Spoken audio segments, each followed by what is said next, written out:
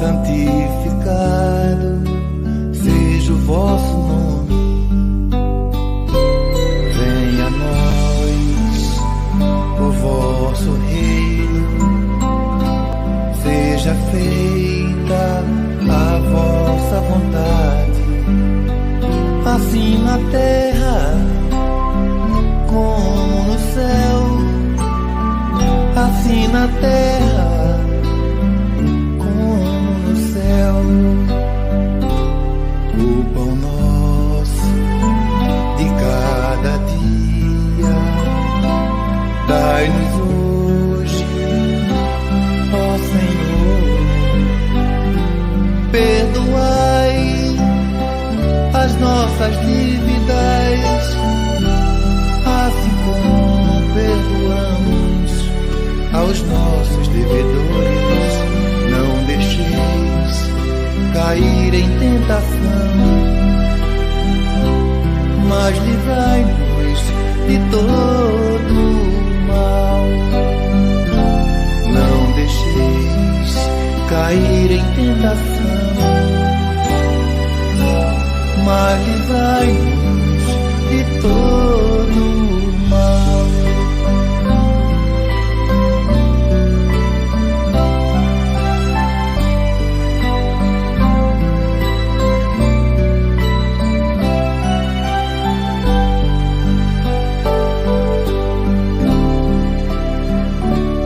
Pai nosso que estais no céu, santificado seja o vosso nome.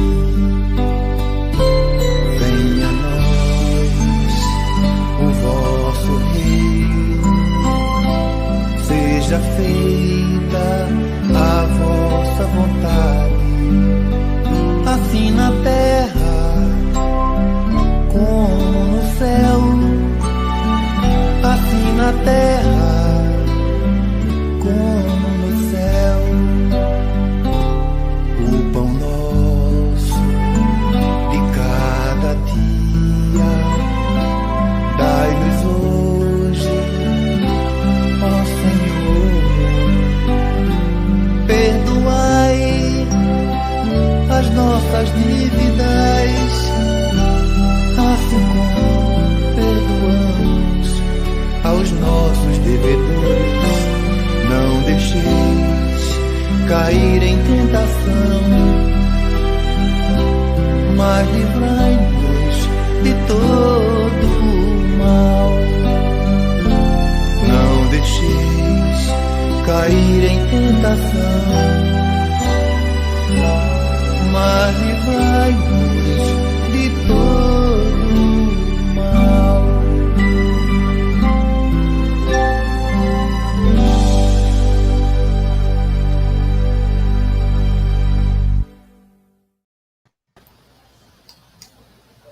Boa noite, queridos amigos que nos acompanham nesse estudo, no mergulho do pensamento de Leon Denis. Sejam todos muito bem-vindos.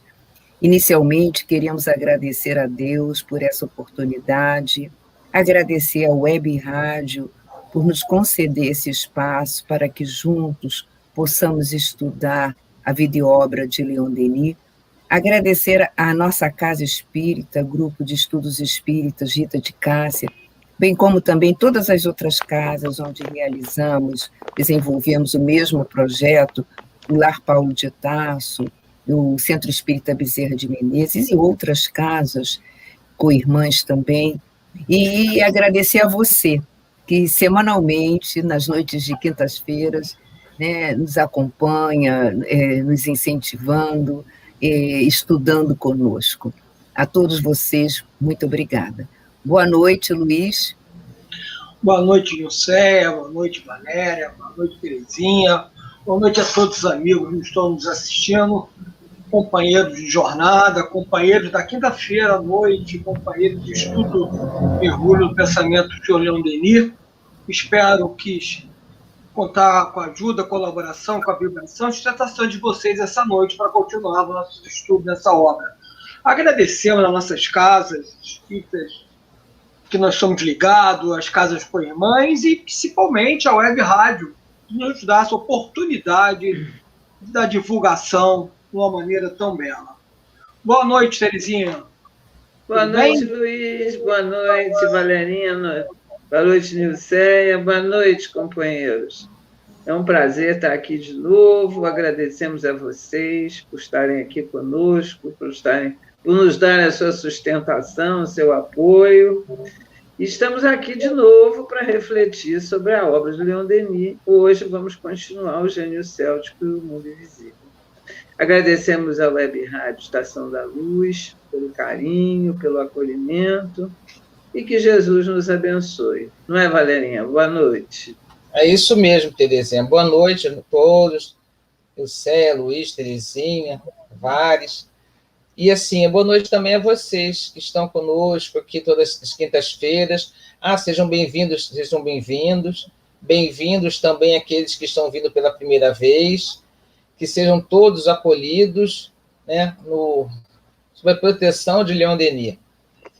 Que, sim, agradecendo as equipes, já falamos, das nossas casas, as casas coligadas, e pedindo também a proteção das forças do bem, da paz e da luz, para que nós possamos aproveitar ao máximo o estudo da noite de hoje. Luiz, você pode fazer a leitura do Evangelho e a prece, por favor? Sim. O Evangelho hoje, na abertura, ao acaso, saiu o capítulo 4. Ninguém pode ver o reino de Deus se não nascer de novo. E caiu o item 18, laços de família fortalecidos pela reencarnação e rompidos pela unicidade da existência. Vou ler um pequeno trecho. Os laços de família não são destruídos pela reencarnação, como pensam certas pessoas.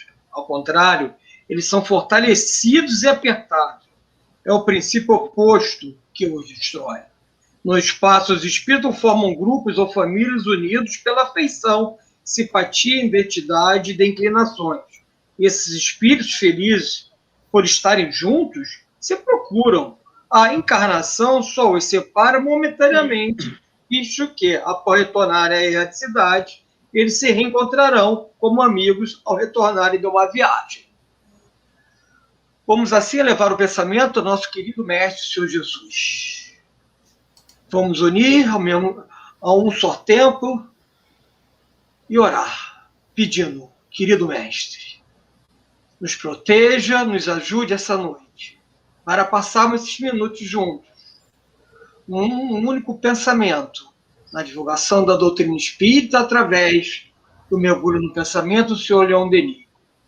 Nos ajude a clarear as nossas mentes, os nossos pensamentos, para poder ter uma melhor divulgação. Nos proteja ao longo dessa noite. Nos ajude para mantermos propósito firme de seguir o caminho junto com o Senhor. Com a sua proteção e com a sua permissão, pedimos a sua autorização, virando nosso Pai, para darmos início ao estudo dessa noite. Graças a Deus. Graças a Deus. Graças a Deus, meus queridos. Então, vamos dar continuidade ao nosso estudo da obra O Gênio Céltico e o Mundo Invisível. Para todos aqueles que estão chegando pela primeira vez, participando conosco desse estudo, desejamos informar que o estudo das obras de Leon Denis nós agrupamos em blocos. Atualmente, nós estamos estudando o bloco histórico, que é composto das obras Gênio Céltico e o Mundo Invisível, Joana d'Arc, logo a seguir, Cristianismo e Espiritismo, Socialismo e Espiritismo, o Mundo Invisível e a Guerra. Depois, nós partiremos para as obras que compõem o bloco de temas extras, e bloco experimental e, por último, o bloco filosófico. Então, hoje, nós abordaremos 2 capítulos da obra O Gênio Céltico e o Mundo Invisível, que é o capítulo 8, que tem como título Paligênese, Pré-existências e Vidas Sucessivas, a Lei de Reencarnação, e o capítulo 9, que nós trataremos da religião dos celtas, o culto, os sacrifícios, a ideia da morte. Então, inicialmente, o capítulo 8, que trata da paligênese, como nós já lemos, que significa pré-existências, vidas sucessivas, a lei das reencarnações. Nós vamos ver, nós estudamos nas semanas anteriores, cada semana estudamos um pouco sobre o druidismo, e trabalhamos o que apresentamos que os druidas, bem como todas as tribos celtas, eles tinham uma noção exata da imortalidade da alma, bem como das vidas sucessivas. Então, nós vamos ver que entre as grandes leis que regulam a evolução dos seres, nenhuma é maior, é mais importante e nem mais necessária para o homem conhecer do que a sobrevivência da alma e a lei das reencarnações. Então, como nós podemos entender que esse povo milenar, então há tantos séculos, há tantos milênios, vem estudando, vem propagando tanto a ideia da sobrevivência da alma e a lei das reencarnações, bem como também religiões antigas que acreditavam na imortalidade, na sobrevivência do ser, e hoje, em pleno século XXI, no Ocidente, né? No Ocidente, nós temos tão pouco, para não dizer raro, são aqueles que conhecem a lei das vidas sucessivas. E, mesmo assim, o grupo pequeno que conhece deve a Kardec, no século XIX, que codificou a doutrina, ressuscitando, entre aspas, a ideia da reencarnação. Então, como se explica esse silêncio ao longo dos séculos dessa ideia tão importante que é a base, é o cimento das doutrinas espiritualistas? Como podemos entender que ela ainda é ignorada pela maioria dos homens do nosso tempo? Quem pode responder para nós? Bom, Lucéia, eu vou ficar com essa questão, mas realmente é muito interessante, porque a gente vem abordando isso, o Leon Denis já aborda isso constantemente, é uma marca dele essa abordagem sobre a questão depois da morte, a reencarnação, e a gente mesmo é questionável bastante, porque os povos da antiguidade já traziam essa concepção. A gente vai ver na história que sempre existiu essa percepção da reencarnação, lá em Pitágoras, Sócrates, Platão, aquela escola de Alexandria, eles tinham como concepção a continuidade, a reencarnação. Nós vamos ver também, lá no início do cristianismo, quando tudo começou a ser divulgado em Orígenes, São Clemente, e lá pelo século IV, existia essa crença da reencarnação, como também lá nos povos antigos, se for falar do Oriente, então nem se fala, né? A ideia da reencarnação continua até hoje. Mas nós, do mundo ocidental, tivemos a marca da Igreja. A Igreja ela lançou um véu sobre essa questão da reencarnação, que nós não sabemos, assim, o Leon Denis ele bota até duas opções. Ou foi uma questão que foi levantado por Roma para mudar, para trazer sua cultura, abafar um pouco das culturas existentes, obscureceu aquela crença que existia naquele momento, ou era realmente proposital para ter um poder e um controle quando você tem esse domínio todo do que você é o intermediário para com Deus. Então, você domina, determina as leis e causa um certo controle assim, da população pela crença, entre os seres ficam com medo. Olha, eu estou dominando, eu estou falando que é assim. Então, isso impossibilitou muito vamos dizer assim, a parte evolutiva do ser, quanto, vamos falar assim, quanto espiritual, com a parte religiosa, como a parte civilizatória, como a parte científica. Isso foi um grande impacto que podemos dizer que teve. E, além disso tudo, essa obscuridade, essa negação, vamos falar assim, da reencarnação, que está na razão do homem, permitiu aquele grande avanço do materialismo.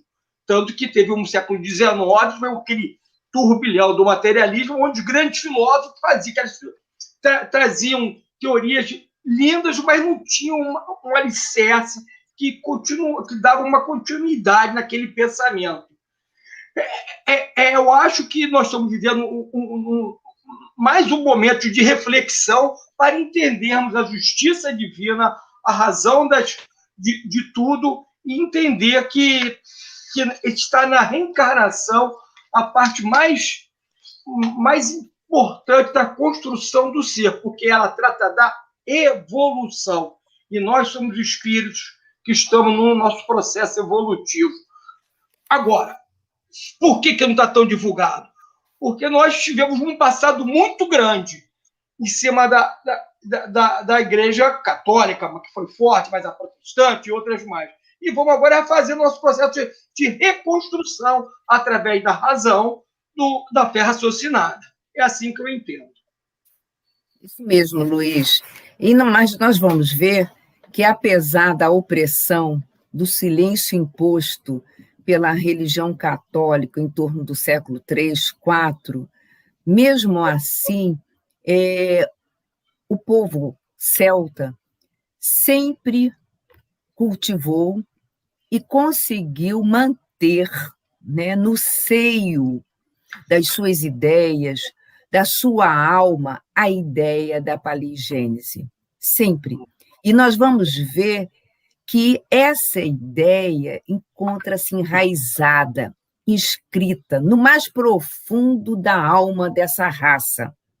E está consignada, nós encontraremos registros nas tríades, nos cantos bárdicos. Mas, antes de trabalharmos um pouco, conversarmos um pouco sobre essa ideia, como ela foi registrada, como está registrada nas tríades e nos cantos bárdicos, vamos abrir um parêntese para uma curiosidade. Por que será que o nosso Leon Denis deu como título para o capítulo 8 Paligênese, pré-existência e vidas sucessivas, a lei das reencarnações? Por que ele usou esse vocábulo, paligênese? Porque ele não usou em outras obras suas. Nós vamos citar apenas 4 obras. Na obra Depois da Morte, quando ele quis tratar das vidas sucessivas, no capítulo 41, ele deu o título de reencarnação. No Problema do Ser e do Destino, na segunda parte, que tem como título Problema do Destino, são vários capítulos que ele vai discorrendo acerca das vidas sucessivas, tendo um que é as vidas sucessivas, reencarnação. Vamos encontrar também no Além a Sobrevivência do Ser, bem como também o Espiritismo e o Clero Católico, ele abordando o assunto, mas usando como título para o capítulo o vocábulo reencarnação. E por que será nessa obra, que foi a sua última obra, que ele organizou, ele colocou paligênese? Será que ele queria nos chamar a atenção para algo diferente do que ele desenvolveu nas outras obras? Então, vamos um pouquinho conversar sobre a etimologia dessa palavra. Paligênese é formada de 2 palavras gregas, palin, que significa de novo, e gênese, que significa geração. Mas gênese tem um outro sentido além de geração, origem e desenvolvimento dos seres. Então dá para entender. Então ele quis nos passar, segundo acreditamos, que para os druidas, eles não acreditavam apenas no retorno à vida corpórea no estágio hominal, mas eles tinham conhecimento da trajetória do desenvolvimento do ser espiritual ao longo dos diferentes reinos. Daí ele usar, segundo acreditamos, o termo paligênese. Porque nós vamos ver que os druidas, eles têm palavras para diferenciar um estado evolutivo do outro. Por exemplo, qual é o primeiro estágio do ser? É seu desenvolvimento ao longo dos reinos inferiores. Eles tinham um termo para diferenciar esse estágio? Tinham, para identificar esse estágio? Tinham, que era o Anoifim. O Anoifim significava justamente esse período, eles tratavam de abismo, era um momento em que o ser atravessava esse abismo. Quando terminava de atravessar o abismo e entrava no reino hominal, já era outra denominação desse novo estágio, era Abred. Então, o Abred era o estágio em que o ser encarnava, desencarnava, encarnava, desencarnava, tantas vezes quanto fossem necessárias, até ele conseguir caminhar de acordo com a lei. Então, quando ele conquistava, né, esse alinhamento da lei junto à lei, ele já conquistava um outro estágio. Que estágio era esse? O Gwynfydd. O Gwynfydd era o estágio onde o ser iria recolher as recompensas, quer dizer, são as esferas superiores. O Abred seria o mundo material mais a erraticidade. Já o Gwynfydd seria já as esferas superiores. E eles tinham, né, uma denominação para diferenciar a esfera onde o Criador, né, ocupava, diferente das criaturas. Qual seria essa denominação? Então, nós vamos ver que essa é o Keigand. O Keigand é onde Deus habita. Então, nós vamos encontrar inúmeras tríades que tratam desses estágios, explicando de diferentes formas, porque são inúmeras tríades, são mais ou menos de 380 a 390, e que trata desses círculos evolutivos, da transmigração da alma. Nós vamos encontrar várias tríades, que eu deixarei para os senhores pesquisarem. Mesmo na obra O Gênio Céltico e o Mundo Invisível, encontraremos várias. Então, vamos falar um pouco dos cantos bárdicos, que é bastante interessante, porque tem um canto bárdico que é do célebre bardo Taliesin. Taliesin foi um renomado bardo do século VI, e ele vivia na Britânia. Britânia era uma província romana no centro-sul da Grã-Bretanha. Então, ele nos deixou, né, um canto bárdico bastante interessante, que eu lerei para todos os senhores.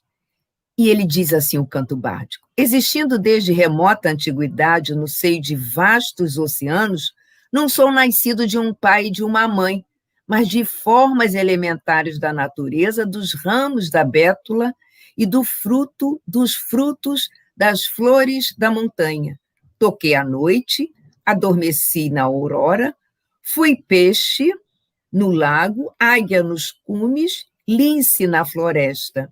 Depois, escolhido pelo Gwynfydd, espírito divino, pelo sábio dos sábios, adquiri a imortalidade. Passou-se muito tempo desde que fui pastor, e por muito tempo andei na terra antes de ser hábil na ciência. Enfim, brilhei entre os chefes superiores.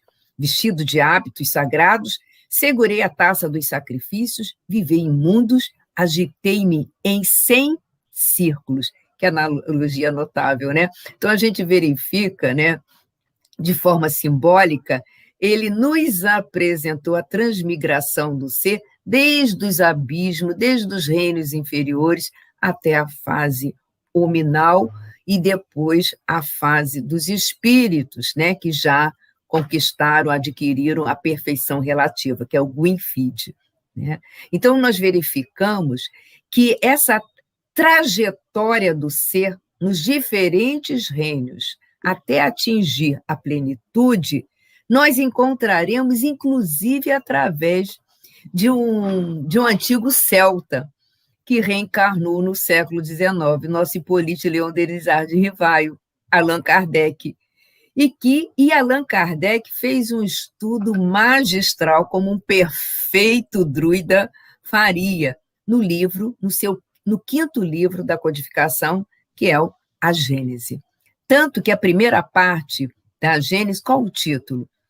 É a Gênese segundo o Espiritismo. E lá nós encontraremos 2 capítulos que abordarão esse assunto de forma mais detalhada, que é o capítulo 10, que é justamente, né, a Gênese material, e o capítulo 11, que é a Gênese espiritual. Foi só Leon Denis? Foi só Kardec? Não. O nosso Emmanuel, na obra né, A Caminho da Luz, nós encontraremos Emmanuel trabalhando também para todos nós a Gênese. Então, vocês vejam que há milênios atrás, os celtas já tinham essa noção. Noção essa que foi resgatada por esses espíritos da codificação para o nosso entendimento, para o nosso esclarecimento. Então, agora nós fechamos o capítulo 8, né? E vamos entrar no capítulo 9. E o capítulo 9, nós já, inclusive, já lemos o título, mas releremos. Religião dos celtas, o culto, os sacrifícios, a ideia da morte, né? Nós já conversamos bastante sobre o druidismo, mas nada conversamos acerca da religião dos celtas. E na religião dos celtas, nós sabemos que os druidas, né, tinham 3 divisões, né, bardos, ovades e druidas. Então, será que era através da hereditariedade que se tornava um druida?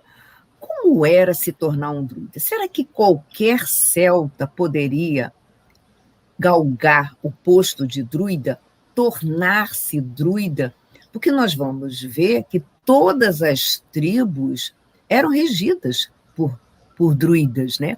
Mas Leon Denis, ele se refere muito, né, à Gália, porque a França, né, foi o coração da Gália. Então, não apenas os celtas, mas o gaulês, que também era celta. Como era o processo de se tornar a druida? Será que todos tinham acesso? Quem pode nos explicar? Nilceia,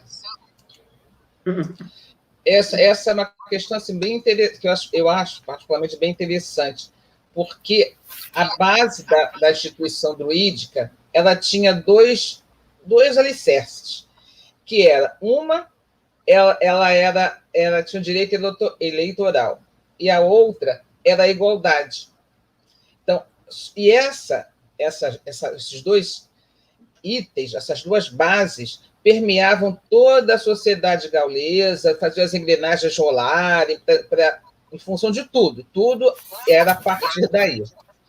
E interessante que, assim, respondendo à sua pergunta, todo gaulês podia se tornar um druida, porque não existia a hereditariedade. Esse conceito eles acho que nunca nem ouviram falar. Não sei, deve ter ouvido falar, mas assim, não era a base deles. Então, claro que a pessoa, o candidato, ele tinha que mostrar, né, as suas potencialidades, né, os seus méritos, tal, e ele teria assim, um longo e paciente também tempo de estudo, porque o druida era aquele que tinha as informações, não era só inteligência, não era só ler, né, era conhecer e vivenciar aqueles estudos. E também, assim, principalmente porque na sociedade gaulesa, a instrução era a base fundamental. Para eles, era assim, o mais importante de tudo era a instrução. Leon Denis, até no livro, ele diz assim que achava estranho, não, ele diz que assim, só isso, essa preocupação com a instrução, já bastaria para afastar a acusação de barbárie que tão levianamente alguns, os nossos antepassados dele, né, antepassados, se dirigiam aos gauleses, porque eles tinham um alicerce muito, assim, muito forte em relação a isso. E aí, me permita complementar, porque assim, e a parte dos druidas, quando a gente fala de estudo, longo e paciente estudo, é porque assim, o chefe dos druidas, ele era eleito pela corporação inteira. E ele tinha um poder assim, absoluto, porque ele não era só o conhecimento que ele tinha outras tarefas.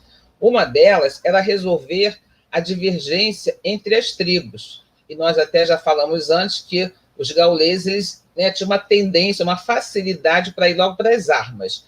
Então, devia ser meio difícil, né? Essas divergências deviam acontecer, né, muito frequentemente. Né? E o druida era ele que ia lá para conversar e resolver essas divergências. E também, como ele estava acima do clã, né, essa coisa, ele não tinha essa vinculação com os clãs, ele era considerado a estrutura, a verdadeira unidade da Gália era os druidas. Porque ele era do grupo, mas ele estava acima no sentido de compreensão, de vivência, de experiência. Então, e ao mesmo tempo, como era a educação, o que acontecia também? A educação dos jovens era com os druidas. E com isso, o que eles faziam? Os jovens se agrupavam assim, em torno daqueles filósofos para estudar, né? Ávidos de querer aprender, e esses estudos não aconteciam nas cidades, aconteciam no interior, em recintos sagrados. Você veja, recinto sagrado para a educação. Você veja, e aquele que mais conhece de tudo. Então, você veja a preocupação que eles tinham com esse conhecimento. Além disso, os druidas, eles mantinham também a justiça nas tribos. Acontecia uma assembleia solene uma vez por ano, que era no país de Chartres. E essa assembleia era também política, porque cada tribo, cada república gaulesa, ela mandava um delegado deles, né, daquela tribo, daquela república, para essa reunião. E nessa reunião, o druida, ele falava sobre as causas graves de tudo isso. Então, você veja, as tribos se reuniam para ouvir os druidas, eram causas graves, eram as discussões, eram os estudos dos jovens, dos jovens. Então, tudo isso era parte de um druida. Então, todo gaulês podia ser um druida? Podia, com certeza, mas tinha que ter muito mérito e muito esforço. Isso aí, obrigada, Valéria. E agora vamos falar um pouquinho da religião dos celtas, né? Já falamos sobre o druidismo, né? Já falamos da possibilidade de qualquer celta gaulês, né, se tornar um druida. Vamos falar um pouquinho da religião dos celtas, ou melhor, o gênio religioso dos celtas. O que vem a ser o gênio religioso dos celtas? Quem pode? Está sem som, Luiz. Luiz. O Luiz se habilitou, mas está sem som. Está sem som. Sim. Está com som. O gênio religioso dos celtas. O gênio religioso dos celtas tinha estabelecido 3 formas. Agora, o gênio religioso, pode dizer assim, era uma expressão, né, que a gente hoje usa muito para chamar assim, o espírito religioso dos celtas. Um espírito. Então, eles tinham umas 3 formas que a gente não se portavam como 3 pilares. Ela era mais ou menos sequencial, superposta na sua parte da sua crença. Então, a gente vai ter aquela noção básica, intermediária e a mais evoluída. Na questão mais básica, vamos chamar assim, eles tinham aquela crença que o culto dos espíritos dos mortos. Ele cultuava os mortos. Isso era uma característica marcante, era uma prática que eles tinham. Até porque muitos deles eram médios, eram videntes, então eles tinham essa relação com o mundo invisível. Uma segunda fase, uma fase mais intermediária depois, como ver o culto a um culto popular, onde eles chamavam de semideuses os espíritos que protegiam a tribo, protegiam as florestas, protegiam a natureza. Esses espíritos eles chamavam de semideuses, mas não deixam de ser espíritos protetores. Então já é um nível, já um pouquinho culto dos espíritos dos mortos, os cultos dos semideuses, aqueles protetores, ou da tribo, da família, da comunidade, da natureza, ou assim que seja. E, finalmente, nós vamos ter, num terceiro nível, havia o culto do Espírito Divino. Esse Espírito Divino era o grande criador universal, é o Espírito que dominava, regia as coisas, é o Espírito criador mesmo, onde a gente fazia as referências e onde os grandes iniciados druidas faziam suas pesquisas e faziam todo o seu trabalho de devoção. Agora, dizer que eles eram politeístas, não, eles não eram politeístas como os outros religiões do passado também não eram politeístas. Elas tinham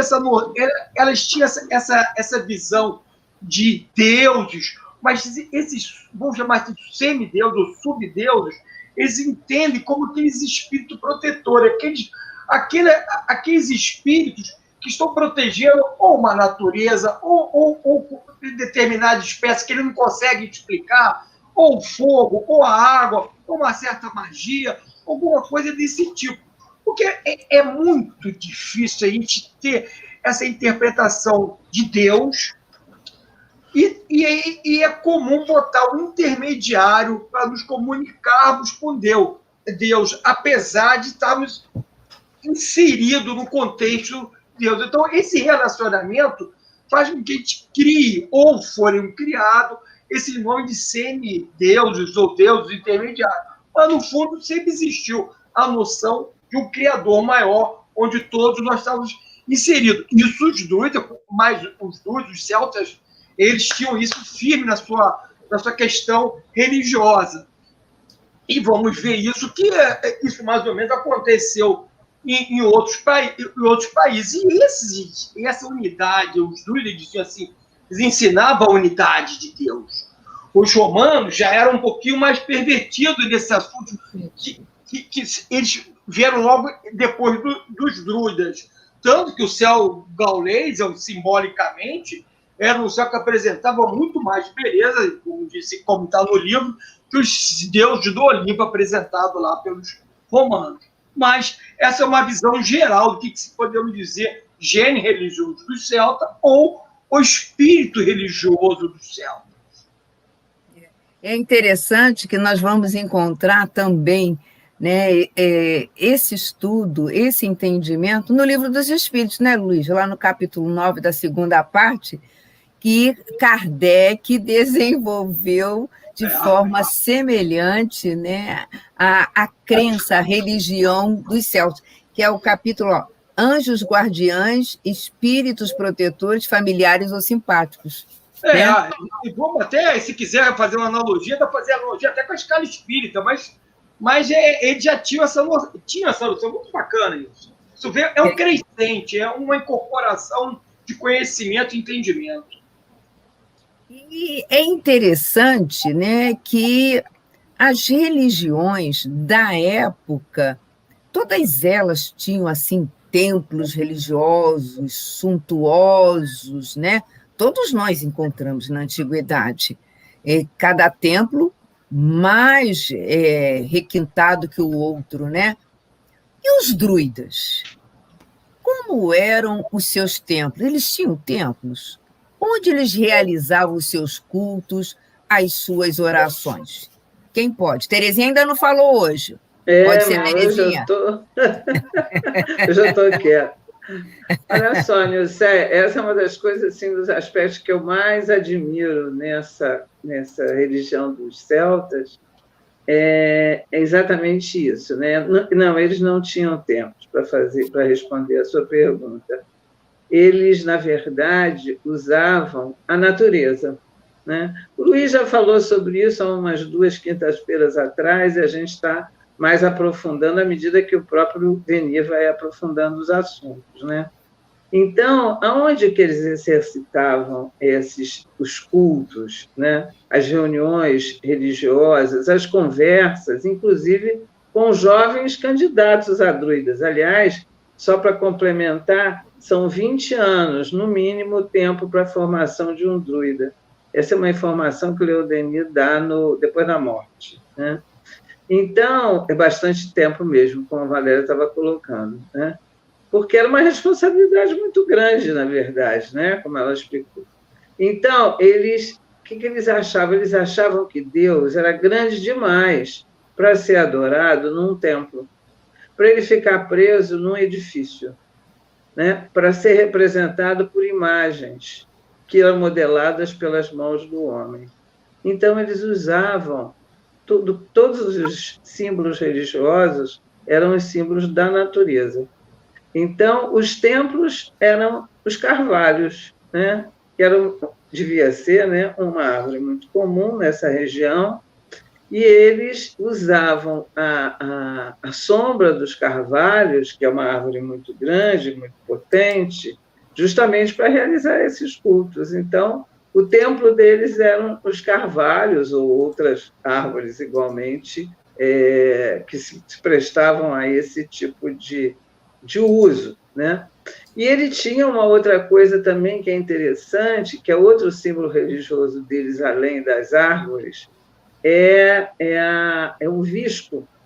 O visco, que, aliás, a gente não dá muita importância, o visco é aquela planta que é feita uma parasita. Na verdade, ele biologicamente ele é caracterizado como semiparasita. Mas não me perguntem, porque eu não entendo disso. Mas ele nasce na própria árvore e a raiz dele não é na terra, a raiz é na árvore.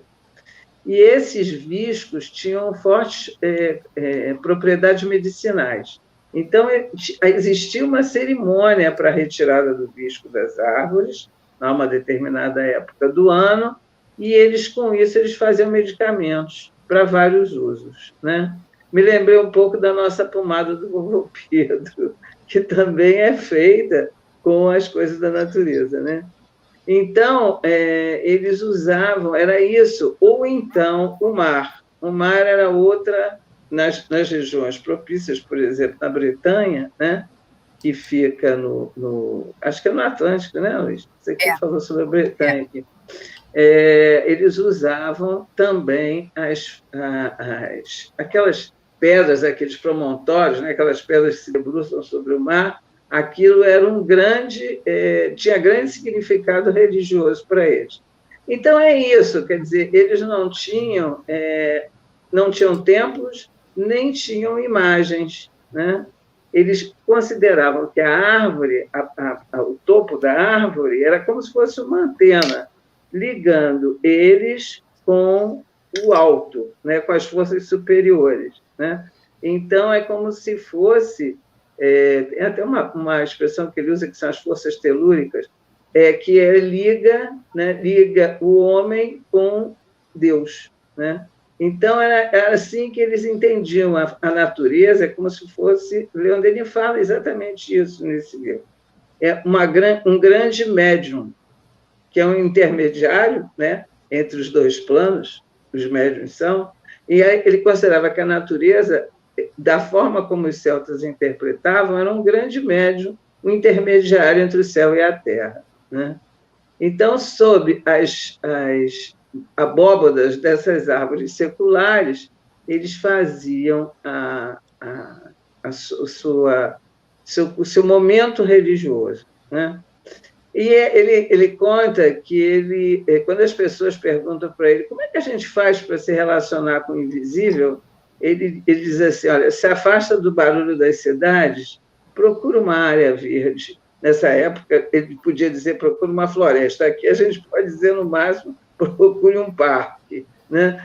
E é nessa solidão dos bosques, das florestas, que você vai conseguir avaliar as vaidades humanas e as loucuras das paixões, né? As palavras dele. Então, é isso. Joana d'Arc também, questionada durante seu processo sobre os seus interrogadores, que, ironicamente, lhe perguntava como ela fazia para ouvir as vozes, que ela tinha 3 protetores permanentes com ela, ela dizia: o barulho das prisões me faz não perceber e não conseguir fazer esse contato, mas se me levarem para qualquer floresta, eu ouvirei esses meus benfeitores muito bem.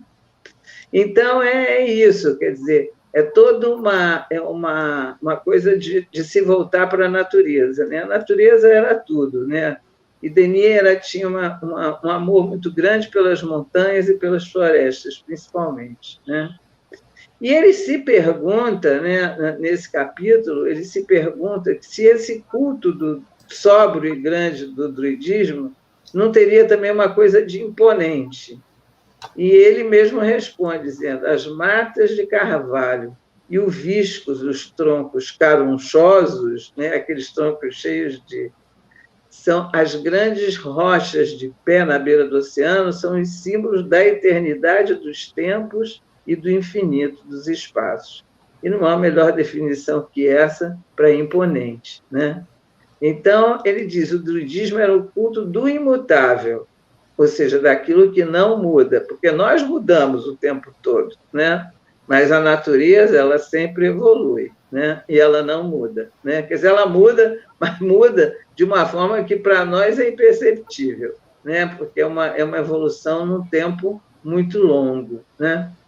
Então, ele fala sobre isso, que os espetáculos que a natureza oferece são fontes de meditação, né? De meditações salutares, de ensinos desse Deus imenso e eterno, que os celtas adoraram, como a alma do mundo, como eu consciente do universo, foco supremo em direção do qual convergem todas as ligações e onde se irradiam as potências morais, o amor, a justiça, a verdade e a bondade infinita.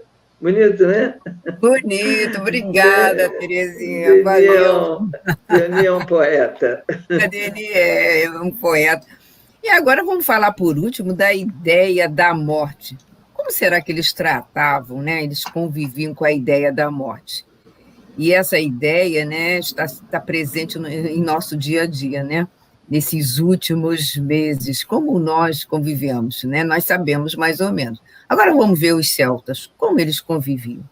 Na época deles, eles eram admirados, eram objetos de admiração dos povos da época.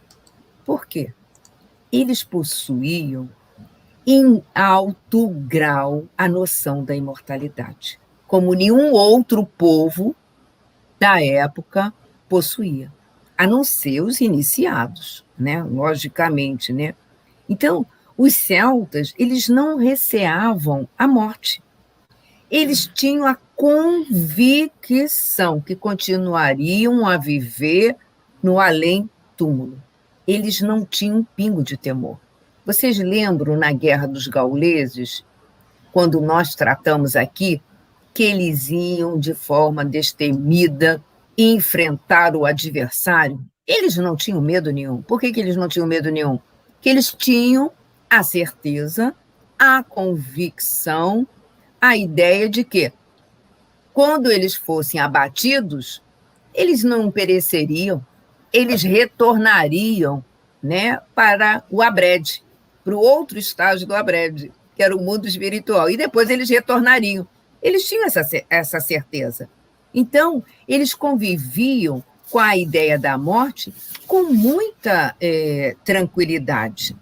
Então, nós vamos ver que essa tranquilidade era tamanha que eles escreviam cartas, bilhetes e colocavam junto aos cadáveres dos amigos que partiam para mandar notícias para os entes queridos que já tinham desencarnado, tinham retornado para a espiritualidade. Então, eles mandavam cartas, vocês vejam a tranquilidade, a convicção deles. Eles se comunicavam incessantemente com seus mortos, com seus ancestrais. Nós vimos aí o que o Luiz colocou, que eles se comunicavam com os espíritos familiares. Eles evocavam com tranquilidade, tanto que nós sabemos que o dia de finados era um dia que teve início justamente nesse povo, nessa raça dos celtas, não como nós realizamos e comemoramos hoje, que a relação deles era diferente, era uma relação de tranquilidade. Eles escolheram esse dia, evocavam seus mortos, e como a mediunidade era muito aflorada, eles se comunicavam com seus mortos com tranquilidade. E a tranquilidade era tanta que Denis coloca aqui os gauleses, não sei se todas as tribos celtas, ele cita os gauleses, pediam dinheiro e prometiam que pagariam na próxima reencarnação. Por favor, né, Valéria, Terezinha, né, e Luiz, eu não sou gaulesa. Eu não sou gaulesa. Então, nós vamos ver a convicção líquida e certa, madura, acerca da imortalidade da alma, da sobrevivência do ser, da pluralidade dos mundos, né, meus queridos? Vejam só, estudo esse, convicção essa, que era cultivada há milênios atrás. Mas que hoje, né, a doutrina dos espíritos aqui no Ocidente está resgatando para a tranquilidade de todos nós, para que nós tenhamos convicção que a vida continua, né? Que a vida depois da vida, não é mesmo? E com isso, nós encerramos a nossa apresentação de hoje perguntando, né, ao nosso Tavares, da Web Rádio Estação da Luz, se nós temos alguma pergunta. Tem uma colocação aqui, Nilce, que não chega a ser pergunta. Estou até no Tavares. Pois não. É uma colocação da Regina RP, não sei, ela diz o seguinte: não sei, está aqui na tela, não sei não, mas acho que nós vemos e nós surpreendemos com essa dificuldade na crença da vida depois da morte. Onde é que está a Vanessa?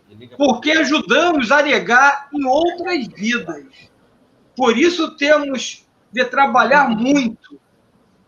Então, deixo com você, que você respondeu essa questão. Não, mas acho que é isso mesmo, isso é meio atávico. Isso vem com a gente, que a gente... Quanto tempo a gente passou negando? Cadê? A gente passou mais tempo negando do que defendendo, provavelmente. Se for ver após a vida do Senhor Jesus, todo o período do catolicismo e tudo mais, cruzados, Inquisição e tudo, e depois, e um tempo bem longo depois, a gente passou mais tempo negando. Isso tá marcado na gente do que apoiando. Agora temos que fazer um esforço. Exatamente. Então, E eu convido a nossa amiga para participar conosco do estudo do cristianismo e espiritismo, que será a obra após o estudo de Joana d'Arc médio. E nós trataremos sobre isso.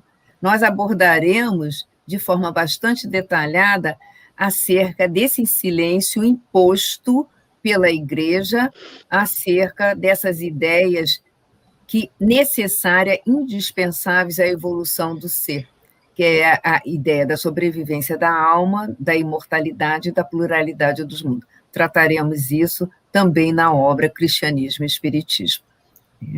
Temos outra pergunta? Nilceia, meus queridos, por que, na visão de vocês, esses conhecimentos que os gauleses e aquela região ali tinham tão adiantado para aquela época em relação a nós e que, de uma forma ou de outra, se perdeu no tempo e no espaço? A que vocês atribuem? Porque, olhe bem, eu quero pedir dinheiro emprestado a vocês, que eu achei esse negócio interessante. Para mim é uma coisa revolucionária. Tirando a brincadeira. Por que é que essas ideias se perderam no tempo e no espaço? Elas só voltam agora através do Espiritismo, com 164 anos, que nós comemoramos agora até sábado passado. Vocês que se debruçam sobre as obras do Leon Denis e tudo o que ocorre, a que se deve essa perda dessas ideias tão adiante. Imagina se ele tivesse com essas ideias desde aquela época, onde é que nós não estaríamos hoje? Já pensaram nessa possibilidade? Luiz respondeu. Responde aí, Luiz, novamente. Não, eu já respondi, inclusive eu não me lembro qual livro tem, esse véu que foi colocado sobre nós, e dependendo do posto que nós estávamos na época, não sei, de repente, Terezinha era uma condessa, Lucéia era uma rainha, Valéria uma princesa, todo mundo se aproveitou do poder. Você muito por baixo, hein? Não, mas assim, eu falo assim, todo mundo se aproveitou um pouquinho do poder. O poder corrompe o homem, né? Então é isso. O medo e tudo é uma maneira de manipular os povos. Nós estivemos lá fazendo isso. Nós deturpamos a mensagem do Senhor Jesus e vimos no que deu. Aí é o movimento. Agora nós estamos recuperando. Eu acredito que nós estamos recuperando. Fomos nós mesmos que vimos uma maneira de a gente poder dominar a população. Então, tem algum livro espírita, eu não me lembro qual, que dá e diz mais ou menos o período de atraso da humanidade para a não aplicação das questões da reencarnação para a evolução do homem. Luiz, deixa só acrescentar uma coisinha, Nilce. Quer dizer, que eu atribuo também essa pergunta independente da questão da igreja, que veio depois, mas os celtas, eles foram, especialmente os druidas, foram destruídos nessa batalha de 52 a.C., que o Vercingetorix liderou e que a gente conversou sobre ela, acho que foi semana passada, né? As Guerras das Galhas. Eles foram destruídos. Os poucos druidas que sobraram foram lá para as Ilhas Britânicas, né, e ficaram trabalhando lá, porque na França, quer dizer, que era a região da Gália, poxa, o número de mortos foi imenso. Os romanos realmente destruíram. E quando eles sabiam que era sacerdote, eles destruíam mais ainda. Então, eu acho que isso também contribuiu, né, para essa pergunta do Tavares, que é uma questão muito, muito adequada. É isso mesmo. Por que é que isso, né, sumiu no tempo, né, evaporou no tempo? Não evaporou, as pessoas simplesmente foram mortas, né? Então, aí os romanos vieram pesados, né? Então, acho que isso aí também... E o que sobrou... Aí tem toda a questão da igreja, porque não foram só os celtas, né? Porque os próprios ensinamentos de Jesus têm isso, né? E essa interpretação dos ensinamentos de Jesus é que foram bloqueados pela igreja, né? Exatamente. O Tavares, como nós colocamos, a próxima obra que será trabalhada é Joana d'Arc Médium. Após Joana d'Arc Médium será Cristianismo e Espiritismo. E tem um capítulo que nós abordaremos justamente esse silêncio que foi provocado pelo movimento católico, no capítulo Alteração do Cristianismo, os dogmas da obra O Cristianismo e Espiritismo. Então, nós vamos trazer todo o histórico, inclusive vamos dizer assim, o prejuízo, né, que proporcionou ao crescimento da humanidade, porque houve uma estagnação, né? O crescimento foi praticamente nulo, os espíritos falam quase que nulo. Então, houve a necessidade de vários incentivos, de vários estímulos que ocorreram, inclusive, através das artes, porque a ciência, a Igreja Católica rechaçava e levava para o Santo Ofício, a partir do século XI. Então, nós vamos vamos abordar com bastante acuidade quando abordarmos a obra Cristianismo e Espiritismo. Aí a sua questão será melhor respondida. Okay? Muito obrigado. Tem uma outra que eu posso fazer, porque essa aí foi minha filha. Ela assistindo um VT de vocês, ela disse assim: papai, quando você tiver a oportunidade, pergunta ao pessoal da seguinte maneira: nesse período agora da transição que nós estamos vivendo, muitos espíritos da primeira hora vão voltar a reencarnar. Ela teve ouvindo dizer, essa turma toda vai justamente para... Tem alguma perspectiva do Leon nos ajudar de novo, mais uma vez, por favor? Tipo, um personagem, mais uma vez? Boa Boa pergunta, boa Eu não pergunta. tenho essa pergunta, ô Tavares, eu te respondo na próxima semana, que durante o sono físico, ao longo dessa semana, eu vou perguntar ao próprio Leon, né, acerca do próximo planejamento reencarnatório dele, durante o Você tá sono por físico. cima. Aí na quinta-feira próxima eu te respondo.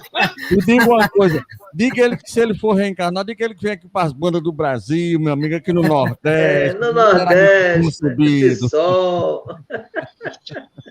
Mas nós podemos, não falo o Leon, né, Lucéia, mas nós podemos dizer que tem uma pleia de espíritos que estão reencarnando para ajudar esse momento de transição. Isso é uma verdade.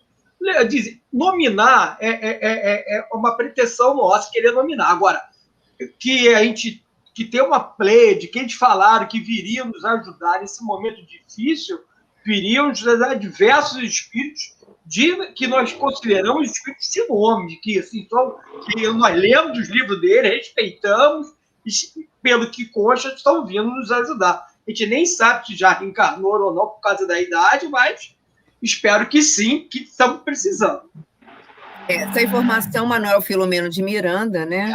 Ele nos informa, né, na tríade dele, né? Trilogia, desculpa, trilogia.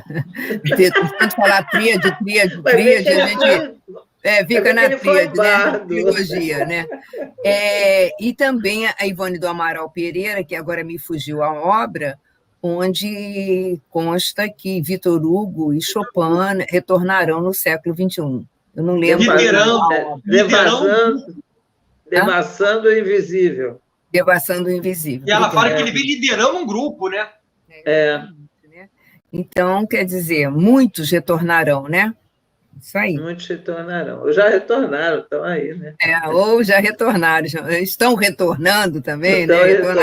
Retornando, já retornaram. Tá bom? Então, agora nós vamos para a nossa prece, né? Prece final e, posteriormente, as considerações finais, tá? Quem faz a Terezinha ou Valéria? Sou eu. Sou eu, né, Valéria? Hoje é você. Sou eu. Tá bom, então vamos lá. Então vamos unir os nossos pensamentos, vamos elevá-los em torno da figura doce do nosso Mestre Jesus e vamos agradecer. Vamos agradecer por estarmos aqui. Vamos agradecer a Deus por essa encarnação. Vamos agradecer por termos conseguido esse espaço, não é? Tão bonito para falar dessas obras tão bonitas de Leon Denis aqui na Web Rádio Estação da Luz. Vamos agradecer a Leon Denis, que foi ele que nos colocou aqui, com certeza, né? Vamos agradecer a ele, vamos agradecer a sua falange, agradecer a Maria de Nazaré, nossa mãe querida. Olha o retrato de Denis aí, retrato de Maria. Esses espíritos incríveis que derramam sobre nós as suas bênçãos, o seu amor, né? E que nos estão sustentando nesse momento para que nós possamos estar aqui, conversando sobre a obra, lendo, estudando, pensando, né? Nos conhecendo melhor, refletindo. É essa a oportunidade, gente. Não vamos ter, né? É difícil reencarnar, vocês sabem, né? Tem 3 desencarnados, acho que é essa a proporção para cada encarnado. Então, vamos aproveitar essa encarnação e agradecer muito a Jesus e agradecer aos nossos mentores, aos nossos guias que estão todos os dias conosco, nos orientando, nos ajudando, não deixando nós desistirmos, não é? Então, é isso que nós queremos agradecer e pedir que seja protegido o nosso planeta, o nosso país, né? A nossa cidade tão querida, e que possamos continuar, né, aqui todas as semanas, com o coração cheio de alegria, com muita paz e muita harmonia. Agradecemos e pedimos licença, acima de tudo, a Deus nosso Pai e ao nosso Mestre Jesus, para encerrarmos essa prece e esse momento aqui de reflexão. Graças a Deus. Graças a Deus. Queridos amigos, queridos irmãos, muito obrigada por estarem conosco, que tenhamos uma semana de paz, luz e amor.